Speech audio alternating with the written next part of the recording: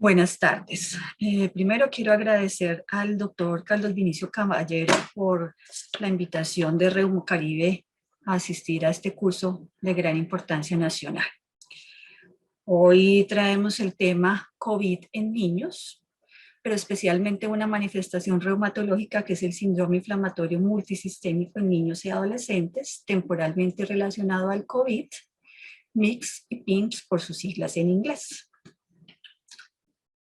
Como sabemos, en diciembre del 2019 en la ciudad de Wuhan, China, se describió por primera vez una enfermedad que causaba síndrome de dificultad respiratorio severo, identificándose un virus de la familia Coronaviridae que se denominó el SARS-CoV-2. La enfermedad se llamó COVID-19 por el acrónimo de Coronavirus Disease y 19 por el año de aparición, y en marzo del 2020 la Organización Mundial de la Salud hizo una declaración oficial de pandemia porque ya no solamente estaba presente en China, sino en 19 países más. Para fecha de corte del 26 de abril del 2021, en el mundo había 147 millones de casos con unas muertes de más de 3 millones. En Colombia, para esa fecha, había 2.774.000 casos, que equivale a la presencia de 56 casos por millón de personas, con una mortalidad de 71.816. Los 5 departamentos con más altos casos en Colombia es Cundinamarca, pues en representación Bogotá, en segundo lugar Antioquia, tercer lugar Valle, cuarto lugar Atlántico, con Barranquilla el mayor número de casos. Tiene una positividad acumulada de 22.9 casos positivos por muestras tomadas y una tasa de letalidad en Colombia de 3.1 para esa fecha.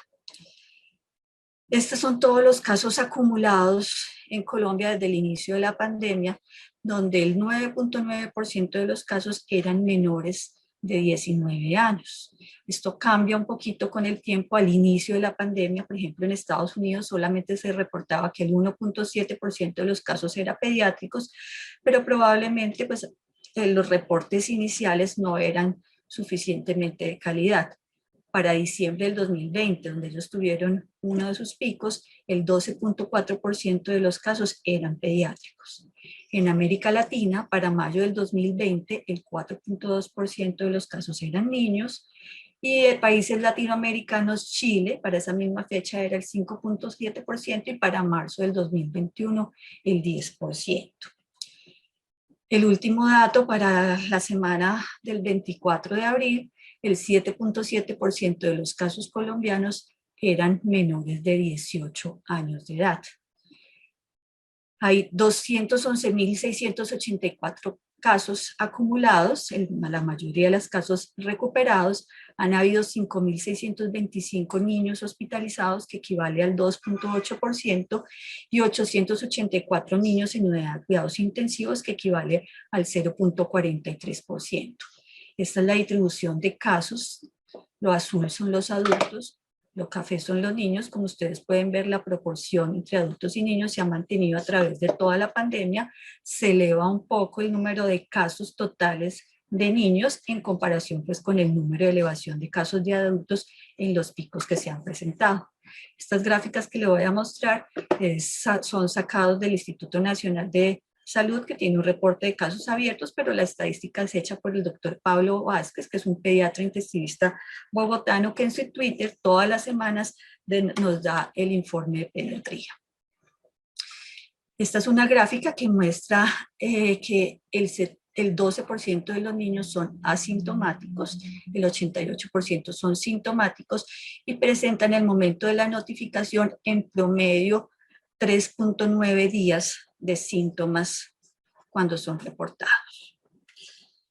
Esta variación de casos asintomáticos cambia un poco en la literatura. Se reporta que puede ser hasta 40% de los niños ser asintomáticos, pero eso depende del testeo. Normalmente en Colombia no se hace de rutina el testeo de los niños cuando son contactos de familiares. Probablemente por eso las cifras son inferiores. Estos niños presentan síntomas principalmente respiratorios Este es un reporte de Wuhan, de un hospital pediátrico donde reciben niños menores de 16 años, donde reportan al inicio de la pandemia 1.391 niños que eran contactos de casos confirmados o sospechosos. Un 15% de ellos eran asintomáticos, un 19% presentaban infección de vías respiratorias superiores. El síntoma más frecuente es la tos en el 48.5% de los pacientes, seguidos de eritema faríngeo en el 46%, fiebre en el 41%, síntomas gastrointestinales en el 10%. Un alto número de niños con neumonía, 64.9%, pero solamente el 1.7% necesitaron ingreso a la unidad de cuidados intensivos. Este es un estudio donde compara tres poblaciones, el estudio Confides, que son 100 niños italianos, estos dos de Lu y Don, que son en China, y este es el reporte del CDC de Atlanta en Estados Unidos de casos. Aquí se ve que hay una ligera predominancia del sexo masculino sobre el sexo femenino en el número de casos. El 27% de los italianos y el 23% de los americanos tenían enfermedades coexistentes. La gran mayoría eran casos, contactos de familiar, o sea, no era el primer caso, sino era adquirido en la familia entre el 41% y el 91.3% de los niños. Los síntomas más frecuentes eran la tos, 44% en los italianos, 54% en los americanos, 48% en los chinos. La dificultad respiratoria en el 11% de los italianos, en el 13% de los americanos, hiporexia o dificultad para alimentarse y rinorrea, los otros síntomas más frecuentes. Presentaban síntomas gastrointestinales, sobre todo los niños americanos, principalmente diarrea, dolor abdominal, presentaban síntomas neurológicos, principalmente cefalea en el 27.8% de los pacientes, y llamativamente, a pesar de que el 11% tenían signos de dificultad respiratoria, solamente el 1% en esta serie y el 2.3% de esta serie tenía baja la saturación, un dato probablemente diferente al comportamiento de los adultos. Entonces, los síntomas aislados asociados a afecciones del tracto respiratorio superior, como la rinorrea, tos y la congestión nasal, son los síntomas más notificados. El síntoma del tracto respiratorio inferior más frecuente es la dificultad respiratoria y la disnea, más no la baja saturación. Los síntomas a nivel digestivo más reportados son diarrea y dolor abdominal. Los síntomas generales, fatiga e hiporexia. Y a nivel neurológico, cefalea y somnolencia. Se describe exantemas y afectación de mucosas en menos del 3% de los pacientes. Unos datos interesantes de los niños mayores de 10 años que presentaban fiebre, tos o otra manifestación de sintomatología gripal, solo el 14% de ellos presentaban PCR positiva para SARS-CoV-2 versus el 7% de los menores de 10 años. La presencia de anosmia y ageusia aumenta 7 veces la probabilidad de tener una prueba positiva para COVID, pero tener en cuenta que estos síntomas son de muy baja presentación en la edad pediátrica. La presencia de náusea o vómito incrementa 5 veces la posibilidad de tener una prueba positiva, la cefalea 2.5 veces. Una edad entre 1 y 3 meses aumenta el riesgo de ingreso a hospitalización en 8 veces. La prematuridad incrementa el riesgo de ingreso a hospitalización en 3.5 veces. La presencia de comorbilidades aumenta el riesgo 3 veces, especialmente la diabetes, que aumenta el riesgo en 6.6 veces. Esta es una gráfica de abril, del 1 de abril al 24 de abril, donde mira el número de casos hospitalizados y miramos esta columna.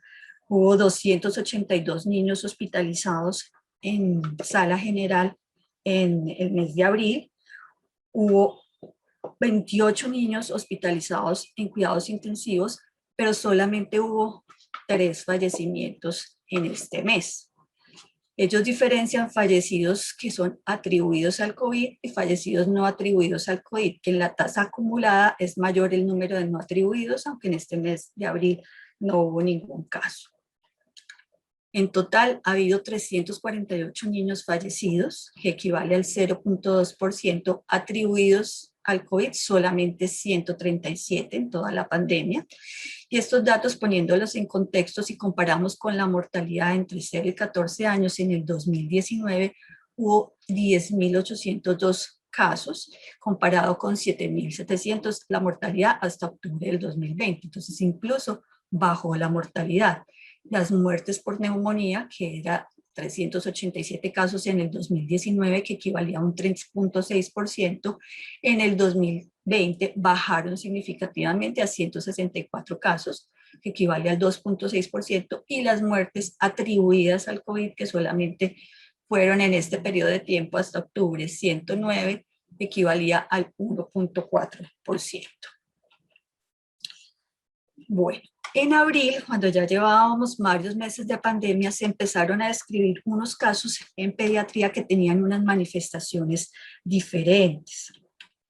Este fue el primer caso descrito en abril, que era un lactante de 6 meses, que el primer día empieza a presentar fiebre y hiporexia, al segundo día presenta un brote eritematoso generalizado, posteriormente al cuarto día presenta conjuntivitis no purulenta asociado a irritabilidad, cambios en los labios, con unos laboratorios que mostraban unos reactantes de fase aguda muy elevados. Tenía una PCR de 15 miligramos decilitro con una sedimentación en 118, además tenía hipoalbuminemia, hiponatremia, y tenía el antecedente de haber tenido un contacto con su hermana que tenía COVID 3 semanas antes de la enfermedad actual.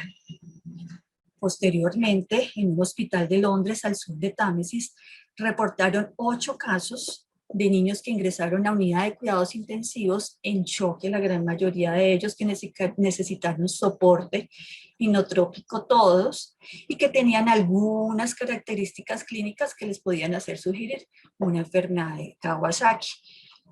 Y característica, los laboratorios presentaban marcadores de inflamación muy altos, con PCRs altos, procalcitoninas elevadas, troponina elevada, llamando a una alerta mundial y denominándolo a ellos síndrome inflamatorio multisistémico pediátrico temporalmente asociado con COVID, porque todos estos niños tenían alguna prueba positiva para COVID y habían tenido antecedente de contacto en el mes previo con alguna persona con COVID.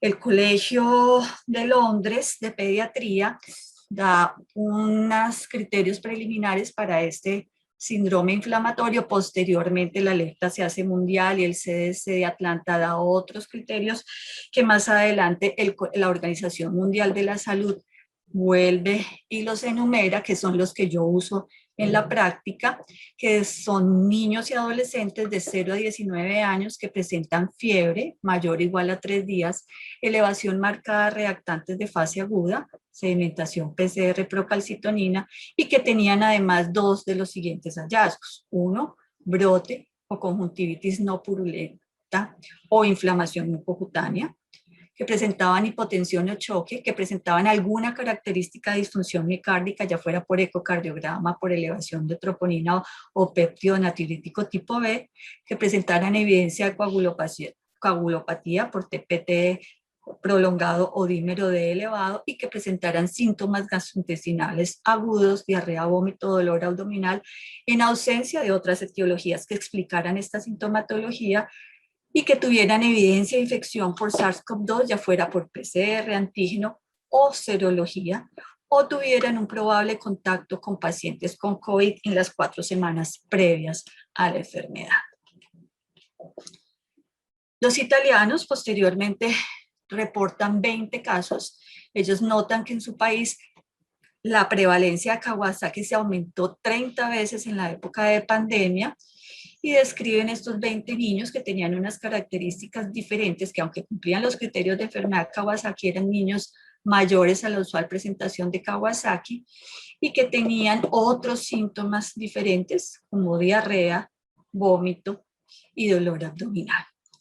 En París reportan otra serie de pacientes, pero ellos ya ven que no todos cumplían criterios de Kawasaki. Ellos solamente notaron 62% de los criterios, pero que veían que tenían otras manifestaciones, que eran síntomas neurológicos en el 56% de los pacientes, síntomas gastrointestinales en el 81% de los pacientes, síntomas cardíacos en cerca de la mitad de los pacientes. Y 12 hospitales franceses recogen 35 pacientes que ingresaron a cuidados intensivos, todos con disfunción del ventrículo izquierdo, 68 en choque, donde 17% tenían dilatación de las arterias coronarias, 8% pericarditis y lo mismo, aunque no cumplían criterios para enfermedad de Kawasaki, tenían síntomas sugestivos de ellos, como el eritema conjuntival, los cambios orales, la adenopatía y el brote cutáneo. Estas tres series son las más grandes reportadas en la literatura. La primera serie de 58 pacientes del Reino Unido, 186 de Estados Unidos y 95% de Latinoamérica. Estos dos primeros cumplían criterios para mix. Este último era pacientes que tenían PCR positiva y posteriormente iban a buscar si cumplían criterios o no para mix, y donde encontraron que el promedio de edad era mayor, era entre 7 y 9 años. Recordemos, para que enfermedad de Kawasaki el promedio de edad son los 18 meses. Una alta prevalencia de este síndrome tanto en raza negra como en hispanos. Menos de la mitad de los pacientes cumplían criterios para enfermedad de Kawasaki. De estos criterios, el más frecuente era el brote, en un 59% de los pacientes, seguido de conjuntivitis, cambios orales, edema en las extremidades y adenopatías. Una alta frecuencia de síntomas gastrointestinales, una frecuencia importante de síntomas neurológicos, choque en casi la mitad de los pacientes, con pacientes graves que requerían unidad de cuidados intensivos entre la mitad y el 80%, ventilación mecánica, y tenían dilatación coronaria entre el 5 y el 14%, con una mortalidad de 2 a 2,1%. Solamente se reporta un caso de trombosis en esta serie americana, de resto no se ha reportado trombosis en los pacientes con mix. Esta es una revisión sistemática de la literatura que fue reportada en agosto del 2020, donde reportan 662 casos de diferentes países, donde se mantienen igual pues las mismas características: alta frecuencia de dolor abdominal, alta frecuencia de cambios oculares y mucocutáneos, aquí el 51% conjuntivitis, si sumamos esto da más del 40% de cambios orales, dolor de cabeza, brote y edema en las extremidades. Además, estos pacientes tenían unas características de laboratorio, como era la presencia de anemia, neutrofilia, linfopenia, trombocitopenia, elevación de la PCR, dímero de elevado, incremento en la ferritina, fibrinógeno elevado, hipoalbuminemia, incremento de troponina, el péptido natriurético tipo B, transaminasas y deshidrogenasa láctica. En la misma revisión sistemática de la literatura, la linfopenia es un hallazgo característico con un promedio de 980 linfocitos, la hipoalbuminemia con un promedio de 2,8, altas PCRs, promedio 160 miligramos de cilitro, elevación de la ferritina, aunque generalmente no mayor de 1000, elevación de la procalcitonina, elevación del dímero D y elevación de la troponina. Eran pacientes que tenían compromiso cardíaco, tenían anormalidades del ecocardiograma en 54%, disminución de la fracción de eyección en el 45%, incluso el 5% de los pacientes tenían fracción de eyección de menos del 30%, presencia de aneurismas en el 81%, dilatación en el 7,6% de los pacientes y compromiso de pericarditis o derrame pericárdico en el 22% de los pacientes. En esta revisión sistemática, el 71% necesitaron ingreso a cuidados intensivos, el 60% tenían shock y la mitad de ellos necesitaban soporte inotrópico, el 22% necesitaban ventilación mecánica, un 4% necesitó ECMO y una mortalidad de 1,7%. Este es un punto de corte a marzo 29 del 2021, donde el CDC de Atlanta reporta un total de 3.185 casos de mix, con una mortalidad de 36 casos, que equivale más o menos al 1,1% de los casos. En Latinoamérica, actualmente, el doctor Rolando Ulloa, un infectólogo de Costa Rica, y la doctora Adriana Tremulet están liderando un estudio que se llama el REM Latina 3, que es un reporte de todos los casos de MIX en Latinoamérica, donde estamos participando nosotros en el Hospital Infantil de la Fundación, del Hospital Universitario San Vicente de Paúl, donde hasta el 5 de abril se habían recogido 674 pacientes, de los cuales nosotros hemos aportado 17 pacientes que recogimos en un periodo de 9 meses, que es lo que les voy a mostrar a continuación. Después de esta fecha han llegado 4 pacientes más que no están reportados. Tenemos un promedio de edad de 6.2 años, pero tenemos una niña tan pequeña como de 1.5 meses, adolescentes. De los últimos que llegó uno de 16 años, una ligera predominancia del sexo masculino, antecedentes en 2 pacientes, uno tenía asma y sobrepeso y el otro que tenía solo sobrepeso, un promedio de fiebre de 5.5 días al momento del ingreso a urgencias. Uno de los síntomas más frecuentes es el compromiso cutáneo en el 88%, con compromiso del perine en el 11% de los pacientes, conjuntivitis en el 70%, cambios orales en el 70%, los labios eritematosos en el 64% y la característica lengua en fresa en el 35%, cambios en las extremidades dados por edema en cerca de la mitad de los pacientes y descamación en el 35%, adenopatía 17%, estos como criterios de Kawasaki.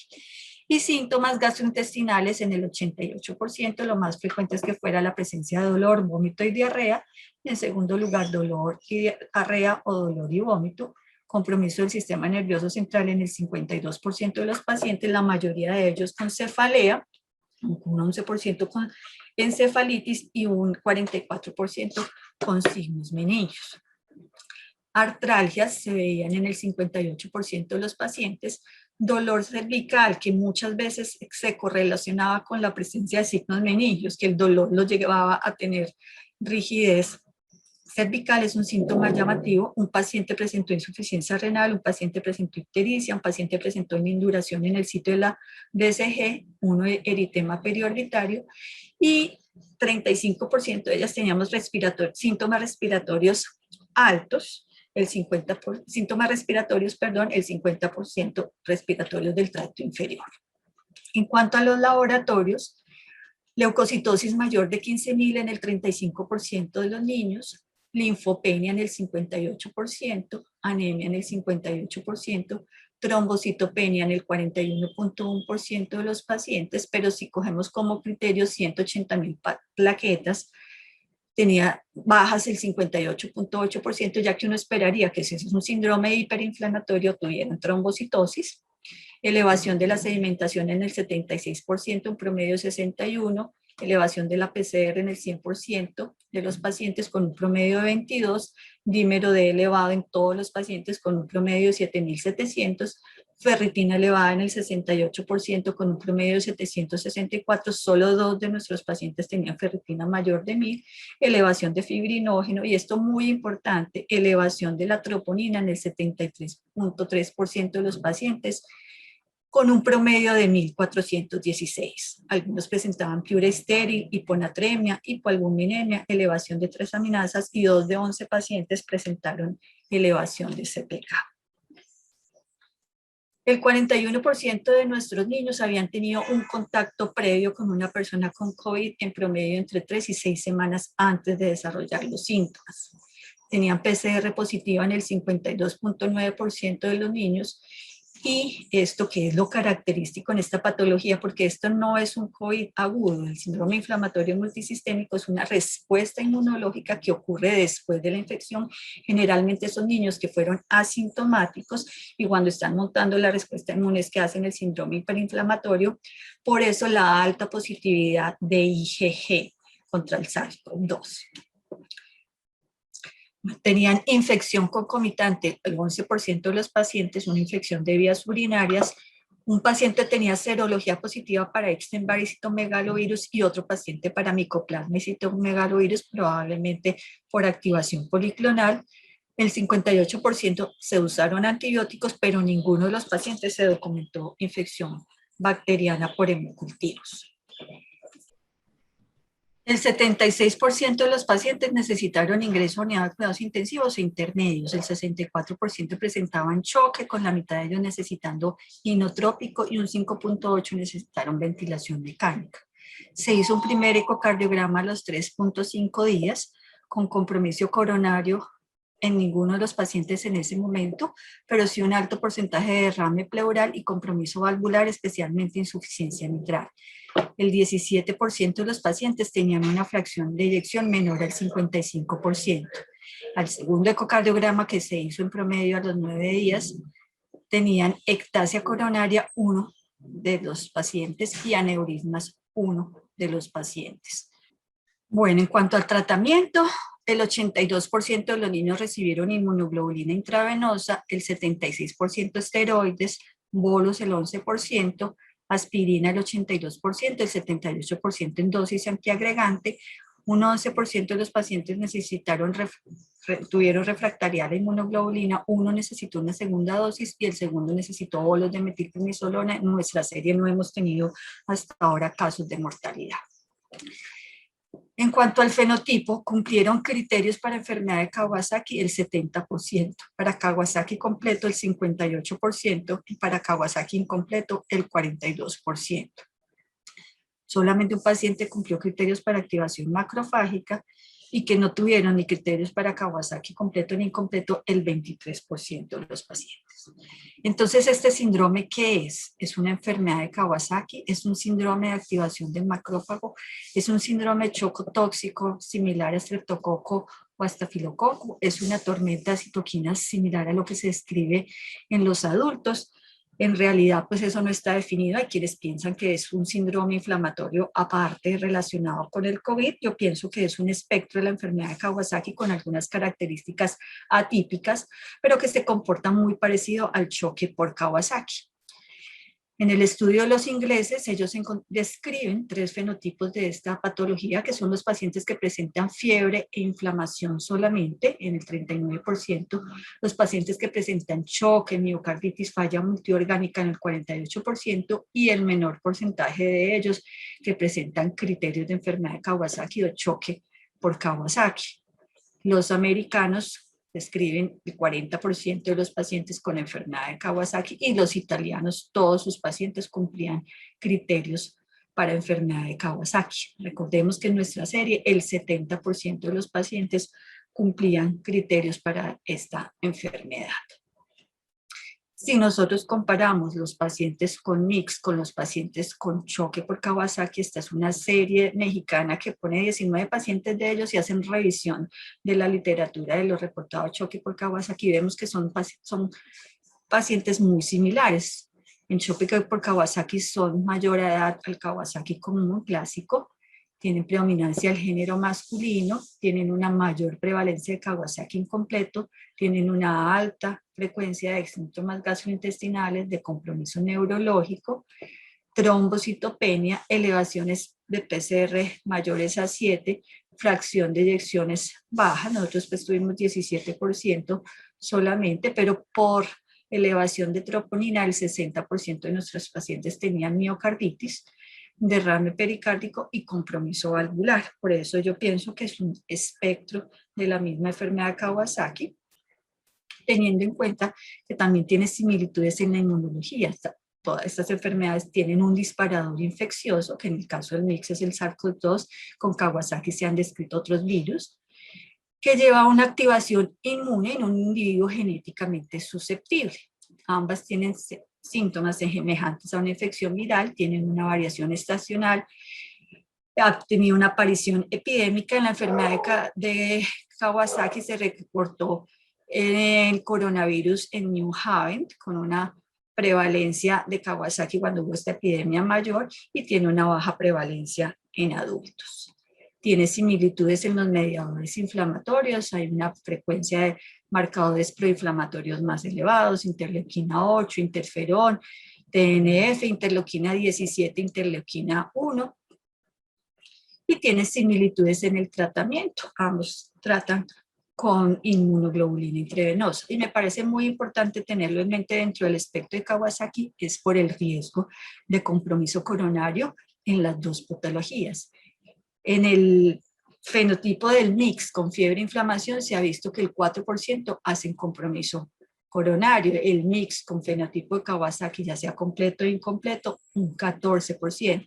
Y cuando hay choque, incluso es mayor este porcentaje, incluso sin cumplir criterios para Kawasaki, en un 17%. Por eso tenemos que estar atentos a esta sintomatología. El Kawasaki antes de la pandemia ya se había descrito como con manifestaciones atípicas, que son las que están descritas en el mix, neurológica, renal, oftalmológica, gastrointestinal, y el síndrome de choque por Kawasaki con miocarditis, que yo diría pues que es como una mezcla entre estas dos características del síndrome inflamatorio multisistémico. En cuanto al tratamiento, les voy a mostrar las recomendaciones del Colegio Americano de Reumatología que fueron publicadas en enero de este año. Lo primero es estabilizar al paciente pues, con condiciones que ponen en riesgo la vida, controlar el proceso inflamatorio y prevenir las secuelas a largo plazo. Tratamiento inicial es inmunoglobulina intravenosa, una dosis de 2 gramos por kilo, esteroides a una dosis de metilprednisolona de 0.8 miligramos kilo cada 12 horas IV. El inicio más rápido de inmunoglobulina junto con los glucocorticoides se asocian con una reducción en la admisión a la unidad de cuidados intensivos y una menor duración de la estancia hospitalaria. Cuando no responden a esta primera línea de tratamiento, una intensificación de la terapia. Si no se usó esteroides al principio, pues colocar esteroides, colocar bolos de metilprednisolona, poner una segunda dosis de inmunoglobulina, aunque en síndrome inflamatorio multisistémico, como son pacientes que generalmente son más grandes, tanto de edad como de peso, la dosis de inmunoglobulina puede ser alta y son pacientes que están en shock y hay que tener cuidado con no sobrecargarlos, y también existen más riesgos de complicaciones como la anemia hemolítica. Para casos refractarios se ha reportado anakinra, infliximab y tocilizumab en estos niños. El segundo paso de tratamiento, además del antiinflamatorio, es el antiagregante. En todos los pacientes, a diferencia del Kawasaki, no se usan dosis antiinflamatorias, sino se usan dosis antiagregantes entre 3 a 5 miligramos kilo día, máximo 100 miligramos al día, y se continúa hasta que se normalicen las plaquetas y haya confirmación ecocardiográfica sin compromiso coronario a las 4 semanas. Se da anticoagulación solamente en pacientes que tengan dilataciones coronarias con un diámetro mayor a un Z-score de 10 o que tengan una fracción de eyección menor al 35%. En conclusión, alrededor del 10% de todos los casos de COVID son pediátricos. Esto se ha mantenido como constante en el tiempo. El aumento de picos hace que haya aumento la proporción de pacientes adultos, aumenta la proporción de pacientes pediátricos. Son asintomáticos en el 12% de los tamizados en nuestra población, pero puede ser mayor porque no se hace aquí con rastreo de contactos rutinariamente. La mayoría son casos leves, afortunadamente.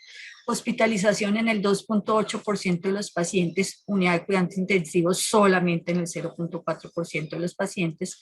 Los síntomas respiratorios altos son los más frecuentes y se deben vigilar los signos de dificultad respiratoria más que la saturación de oxígeno.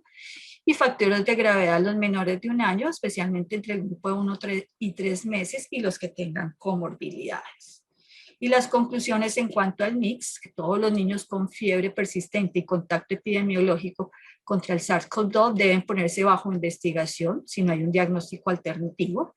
Recordar que una PCR para SARS-CoV-2 negativa no excluye el diagnóstico, que la mayoría tienen esa inmunoglobulina G. Tener en cuenta que en pandemia hay un mayor porcentaje de Kawasaki incompleto, que tienen estos pacientes una elevación de reactantes de fase aguda en el 100% de los niños, que la evaluación ecocardiográfica es mandatoria. Si no se tiene ecocardiograma en el momento inicial, por lo menos el tamizaje debe ser con la troponina, que tiene una alta sensibilidad, y se recomienda un ecocardiograma basal y un segundo a los 7 y 14 días, por lo que les mostraba en el ecocardiograma basal se ven generalmente los cambios de miocarditis y en el segundo ecocardiograma se ven los cambios coronarios. No olvidar el electrocardiograma, que recientemente se ha descrito que hasta el 20% pueden tener bloqueo AB, y todos los pacientes con mix, ya sea fenotipo Kawasaki completo, incompleto, hiperinflamación, con compromiso de algún sistema o choque, deben recibir inmunoglobulina ASA. El uso temprano de esteroides previene el ingreso a UCI y recuperación más rápida en la función cardíaca. Muchas gracias.